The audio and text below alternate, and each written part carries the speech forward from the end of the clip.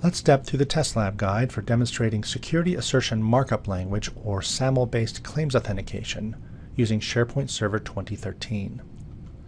The SAML claims with SharePoint Server 2013 stack consists of the base configuration test lab guide or TLG, the SQL Server 2012 or 2008 R2 TLG, the three-tier farm TLG, which creates the web, application, and database tiers of a SharePoint farm, the Install Active Directory Federation Services 2.0 or ADFS mini-module, and lastly the TLG that configures the trust relationships and the default web application of the three-tier farm to use SAML-based claims authentication.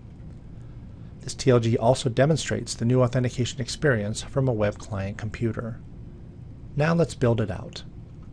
In step 1, you configure the SharePoint Server 2013 three-tier farm test lab. This lab consists of DC1, the Active Directory Domain Services or ADDS domain controller, Client 1, a web client computer, and the three computers of the three-tier farm, SQL1, the database server, App1, the application server, and WFE1, the front-end web server.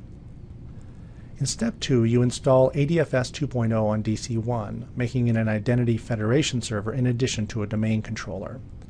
Now you're ready to begin configuring the trust relationships between ADFS as an external security token service, or STS, and the SharePoint farm. In step 3, you configure ADFS with the URL of the default web application of the SharePoint farm as a relying party. This creates a trust relationship from ADFS to the farm and allows ADFS to trust SAML security token requests for that web application. You also configure claims mappings and export a public version of the ADFS token signing certificate.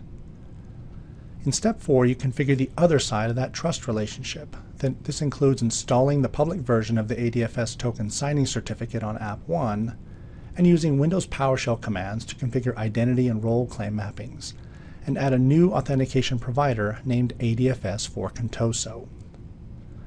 Now that the trust relationships are established, in step 5, you configure the web application for the default Contoso team site to use SAML-based claims authentication by enabling a trusted identity provider and specifying ADFS for Contoso as that provider. Lastly, you configure Client 1 to access the default Contoso team site and now see a sign-in page from which to select either Windows authentication or the ADFS for Contoso provider for SAML-based authentication.